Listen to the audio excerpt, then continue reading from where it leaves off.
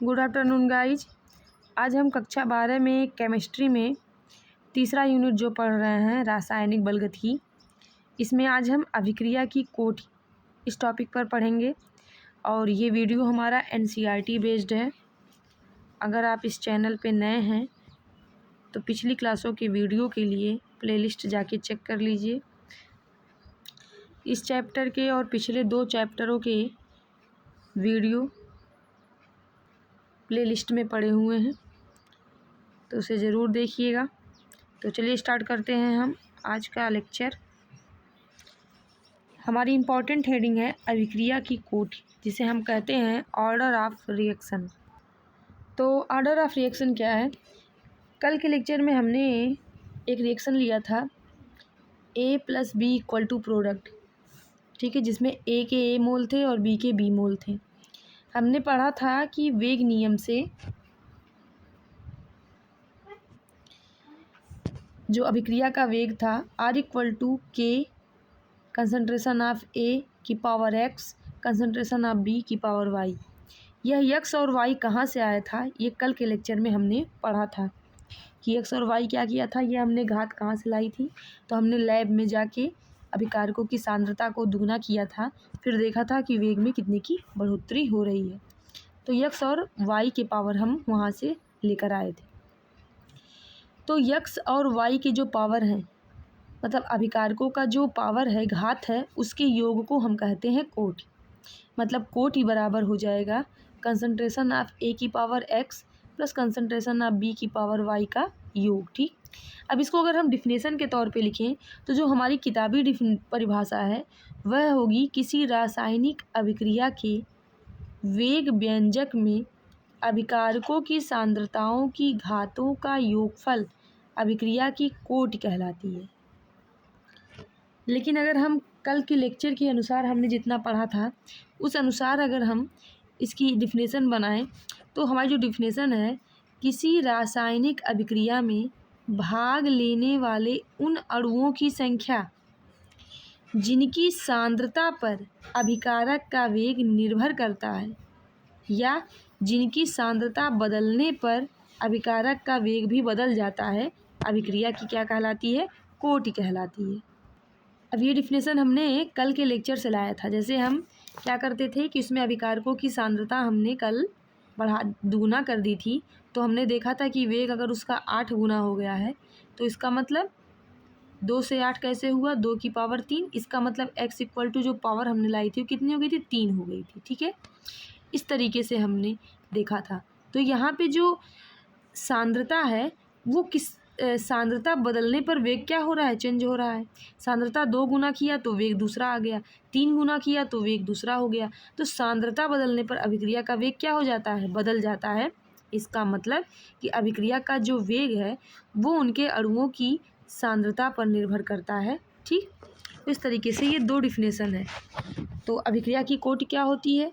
हम कह सकते हैं कि किसी रासायनिक अभिक्रिया के वेग में अभिकारकों की सांद्रताओं का जो योग होता है उसे हम कोटि कहते हैं, या जो अभिकारक में अभिक्रिया में भाग लेने वाले अणुओं की संख्या जिनकी सांद्रता पर अभिकारक का वेग क्या करता है? निर्भर करता है, उसे हम अभिक्रिया की कोटि कहते हैं।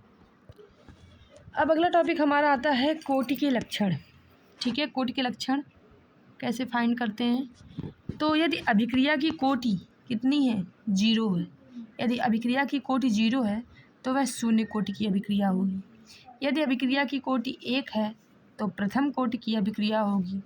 यदि अभिक्रिया की कोटि 2 है तो द्वितीय कोटि की अभिक्रिया होगी। और यदि अभिक्रिया की कोटि 3 है तो अभिक्रिया आपकी तृतीय कोटि की होगी। हमें इस चैप्टर में प्रथम कोटि की अभिक्रिया को पढ़ना है केवल। ठीक है, कोटि जो होता है एक प्रायोगिक मान है। हमने प्रयोग करके इसका वैल्यू जो है फाइंड किया था।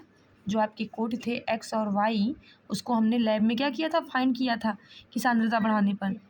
इसलिए जो कोटि है वो एक प्रायोगिक मान है और इसे अभिक्रिया की समीकरण देखकर ज्ञात नहीं किया जा सकता है। अब जैसे अगर हम एक रिएक्शन ले लें, हैबर विद्युत अमोनिया बनाने का जो रिएक्शन है हमारा, N2 + 3H2 = 2NH3, N2 + 3H2 = 2NH3। अब अगर हम कहें कि इस इक्वेशन का हम कोटि बता दें तो हम इसका कोटि जो है बता नहीं सकते, क्योंकि कोटि जो है हम कैसे निकालेंगे, इसकी जो कोटि है वो लैब में जाके निकालेंगे। अब जिसको रटा रटाया याद होगा वो डायरेक्टली देख के बता देगा, लेकिन देख के कोई नहीं बता पाएगा, क्योंकि आपको पता है कि कोटि निकालना एक प्रायोगिक है, सैद्धांतिक क्रिया नहीं है, प्रायोगिक क्रिया है।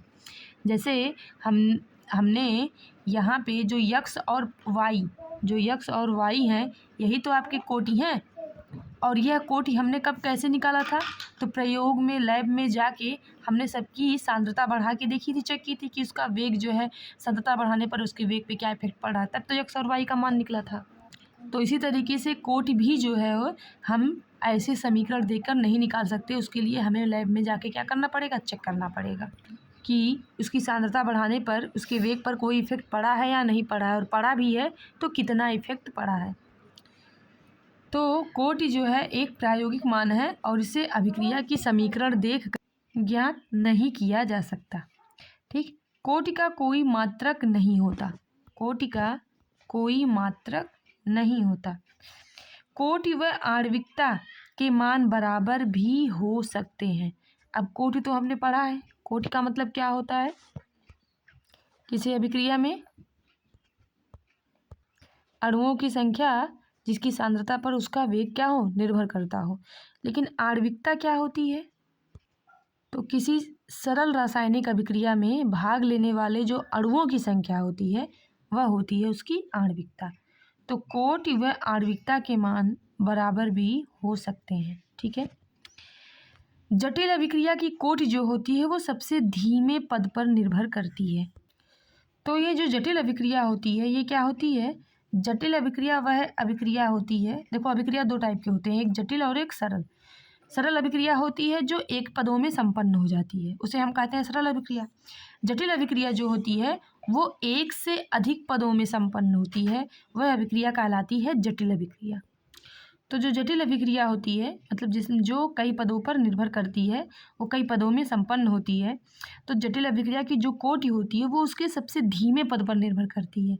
जो पद उसका सबसे धीमा होता है वही उसके वेग को क्या करता है, अभिक्रिया के वेग का निर्धारण करता है, और वही उसके कोटि का भी निर्धारण करता है। अगर कोटि शून्य है तो भिन्नात्मक या ऋणात्मक भी हो सकती है। कोटि जो है वो आपकी शून्य, भिन्नात्मक या ऋणात्मक भी हो सकती है। अब यहाँ पे सरल एवं जटिल अभिक्रिया के बारे में थोड़ा सा हम बता देते हैं। जो रासायनिक अभिक्रिया केवल एक पद में पूरी होती है उसे हम सरल या प्रारंभिक अभिक्रिया कहते हैं, और ये जो अभिक्रिया होती है यह एक से अधिक पदों में पूरी होती है। ठीक, जबकि जो सरल अभिक्रिया होती है उसकी कोटि सरलता से ज्ञात की जा सकती है, परंतु जटिल अभिक्रिया की कोटि ज्ञात करने के लिए उस पद का प्रयोग किया जाता है जिसका वेग सबसे कम होता है, क्योंकि सबसे धीमा पद ही वेग निर्धारक पद कहलाता है। ठीक, तो ये सरल एवं जटिल अभिक्रिया के बारे में था।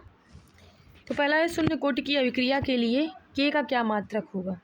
शून्य कोटि की अभिक्रिया क्या होती है, जब उसके घातों का योग मतलब x + y, जिसे हम n भी कहते हैं, इक्वल टू कितना हो, 0, मतलब अभिक्रिया का वेग उसकी किसी भी अभिकारकों की किसी भी सांद्रता पर निर्भर ना करे। तो के का जो मात्रक होता है वो हमने पढ़ा था मोल प्रति लीटर पे 1 - n × सेकेंड इनवर्स। अब यहाँ n की वैल्यू आ गई 0, तो मोल प्रति लीटर 1 - 0 सेकेंड इनवर्स, तो एक में से 0 जाएगा तो एक ही बचेगा, तो हो गया मोल प्रति लीटर प्रति सेकेंड, या इसे हम कह सकते हैं मोल प्रति लीटर सेकेंड। इसी मोल प्रति लीटर सेकेंड को हम एटीएम प्रति सेकेंड भी कहते हैं। तो ये शून्य कोटि की अभिक्रिया के लिए के का मात्रक था। इसी तरीके से प्रथम कोटि की अभिक्रिया के लिए के का मात्रक कैसे निर्धारित करेंगे, तो जो प्रथम कोटि की अभिक्रिया होगी वो उसकी जब कोटि का कितना हो, जब कोटि आपकी 1 हो, मतलब x + y जो घातों का योग है n = कितना हो जाए, 1, तो के का मात्रक हम निकालेंगे कैसे, तो इसका जो मात्रक होता है वो मोल प्रति लीटर की पावर 1 - n प्रति सेकेंड। यहाँ n की वैल्यू हमने रख दिया 1, 1 में से 1 तो गया 0, और 0 की पावर का मतलब 0 हो गया, तो यहाँ बचा क्या, सेकेंड इनवर्स। तो प्रथम कोटि के लिए अभिक्रिया के लिए जो के का मात्रक होता है वो प्रति सेकेंड होता है। ठीक,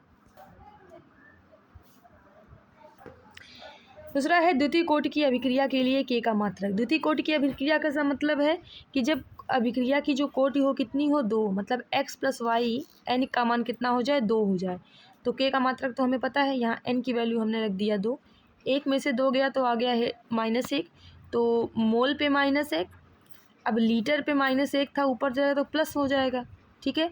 सेकेंड इन्वर्स, या हम कह सकते हैं ऐसे कि मोल प्रति litre inverse into second inverse, या इसी को हम ATM inverse into second inverse कर सकते हैं, मतलब प्रति ATM सेकेंड या प्रति मोल लीटर सेकेंड, ठीक है। ये लीटर आपका आ गया ऊपर।